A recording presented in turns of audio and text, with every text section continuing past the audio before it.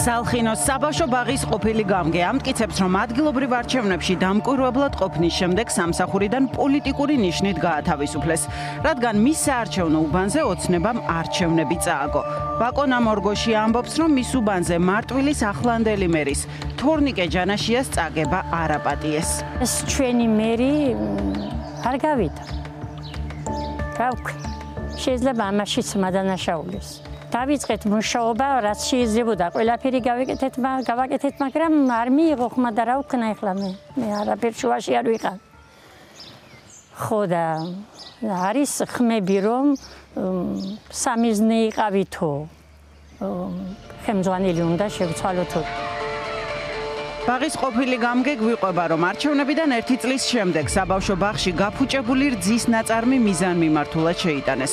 ბაკონა მორგოჩია იხსენებს, რომ მისი თავიდან მოშორების საქმეში მერს ბაღის დიასახლისი ნინო გაგუა ეხმარებოდა, რომელმაც აუდიტის ვიზიტამდე საწყობში საეჭვო პროდუქტი შეიტანა. 6 ნოემბერი იყო და შემომთავაზა მე დაგეხმარებიო საწყობის დალაგებაშიო. უარი არ მithქვია, ვენდობოდი და ამიტომ. ქსეროქსებზე ვიყავი საბჭოში გადასული. ქსეროქსის არ მქონდა. და ხმაური იყო. გოგოებო, რატო ხმაურობთ? რა ხდება? საბავშვო ბაღია მეთქი და გაჩვენებთო სეირსო, აუდიტს მოვიყვანო და დაგფერთხავთო ყველასო. მორგოშიას მტკიცებით აუდიტის შემოწმების შემდეგ ირმა გაბისონიამ, რომელიც სკოლამდელი დაწესებულებების გაერთიანების დირექტორია, მას განცხადების დაწერა და დაბალ პოზიციაზე გადასვლა მოსთხოვა. ქალბატონო მოკონაო, მე თავისუფლად შემიძლიაო თქვენ რო დაგეხმაროთ იმ სიტყვებს გეუბნები რას თქვა. მაგრამო მერის გადაწყვეტილება არისო, უთხეში მიმწყდევსო მერიო, რო არასა არ მოვიქცეო. ხო და თავისუფლად შემიძლიაო ხელი გადაგაფარო, მაგრამ ვერ გადაგაფარებო, კუთხეში მიმწყდიაო მერმაო, ხო და შენ უნდა გადადგეო. ბაკონა მორგოშიას შვილი მიიჩნევს, რომ დედამისის გათავისუფლება მიზანმიმართული და ადგილობრივი ხელისუფლებისგან შეკვეთილი იყო. მისი თქმით, ამ სქემაში ჩართული იყვნენ როგორც მერი, ასევე გაბისონია, გაგუა და საქმის გამომძიებელი. ეს იყო კარგად შემუშავებული გეგმა, რაც არის თავარი. ნინო გაგუა შემოაგზავნეს. ნინო გაგუას უნდა ჩაეწყო ეს რძის პროდუქტი, ეს ძალიან კარგად მოახერხა, რაც თქვა წინადღით, რომ ისეთ აუდიტს მოვიყვანო, მოვიდა ეს აუდიტი მეორე დღესვე და ესე იგი ერთადერთი ვერ გათვალეს ის, რომ ბაკონა მორგოშია მშვიდადად წყნარად უნდა გადასულიყო მის პოზიციაზე და ესე იგი დირექტორის სტატუსს დაიკავებდა ვიღაც სხვა. საქმემ სასამართლოში გადაინაცვლა. პირველი ინსტანცია მორგოშიამ მოიგო. სასამართლომ დაადგინა, რომ ბაკონა მორგოშიას არ ჰქონია დისციპლინური დარღვევები. ამიტომ გადაწყვეტილება მისი სამსახურიდან გათავისუფლების შესახებ უკანონოდ სცნო. ვინაიდან ამ ადამიანს არ ჰქონდა არანაირი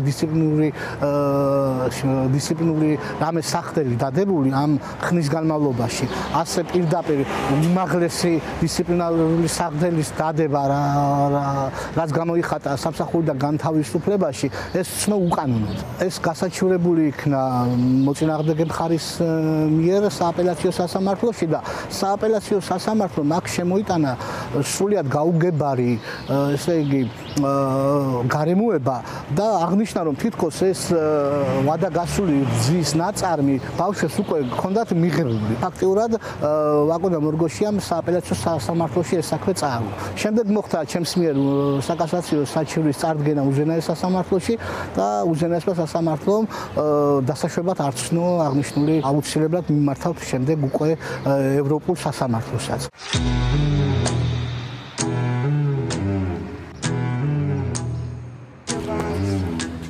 კითხვების დასმა მერთანაც გვსურდა, რისთვისაც მარტვილის მერიაში მივედით.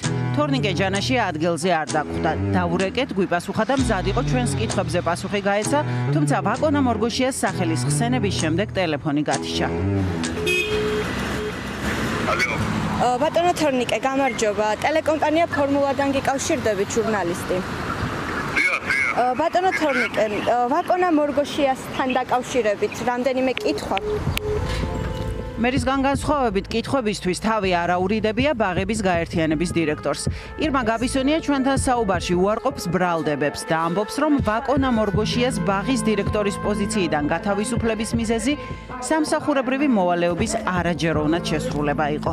მიუხედავად იმისა, რომ ჩვენ სამსახურში ცალკე გვაქვს მონიტორინგის ჯგუფი, მიუხედავად ამისა, მუნიციპალიტეტის აუდიტი ჩვენ რომ არ ვიცით ისე ამოწმებს ბაღებს და მე ძალიან მომწყობს ვაღიარებ, იმიტომ რომ ორმაგი კონტროლია, ვიდრე ეს ამბავი მოხდებოდა, წინა კვირას მონიტორინგის ჯგუფი იყო შესული და გააფრთხილეს, როცა შეამოწმეს პროდუქტები, იყო 4 რძის პროდუქტი, რომელსაც ვადა ძალიან მალე უმთავრდებოდა და მაშინ გააფრთხილეს და უთხრეს, რომ ქალბატონო მოკონა ამ პროდუქტებს მალე უმთავრდება ვადა და გთხოვთ ყურადღება მიაქცეთ და ჩამოწეროთ. შევიდა აუდიტი და ამასობაში ვიგებ, რომ 4-5 დღის ვადაგასული პროდუქტი აჭამეს ბავშვებს. არც ერთხელ იმიტომ რომ ეს თორნიკე ჯანაშია, ვინც არ უნდა იყოს, მან არ აქვს მნიშვნელობა, არც ერთხელ მას ჩემთვის მინიშნებითაც კი არ უთქვამს, რომ მე მოკონა უნდა გავუშვა. კითხვაზე, რატომ გადაიყვანეს მნეს პოზიციაზე დირექტორი, რომელიც სამსახურიდან საბავშვო ბაღში ვადაგასული რძის ნაწარმის შენახვის გამო გაათავისუფლეს. ბაღების გაერთიანების ხელმძღვანელი გვპასუხობს, რომ ვაკონა მორგოშიას 33 წლიანი მუშაობის გამოცდილების გამო ბაღში პოზიცია შეუნარჩუნეს.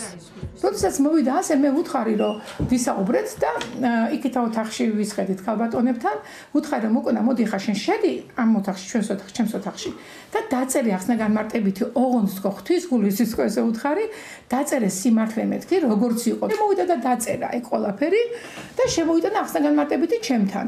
რო წავიკითხე იქ წერს, რომ აიო დირექტორის განო ბევრჯერ მქონდაო გაფრთხილება მიღებულიო და გაფრთხილებული ვიყავი თუ ამის შესახებ. გამომდინარე იქედან, რომ შენ ამდენი წელი გიმუშავე, როდესაც ბაღი არ იყო, შენ საჭმელი მოქონდა რაღაცას აკეთებდი რაღაც პერიოდის მანძილზე, ხო? მოდი მეთქი მოკონა, გადმოგიყვან მნედ ოღონდ შეზღუდული უფლებებით. ამ შეზღუდულ უფლებებში ეწერა ის, რომ მოკონა პასუხისმგებელი იყო მხოლოდ და მხოლოდ წონაზე. ბაღის ყოფილი დირექტორი სამართლიანობის აღდგენასა და ყველა პირის დასჯას ითხოვს, ვინც მისი მტკიცებით მის წინააღმდეგ შეკერილ საქმეში მონაწილეობდა.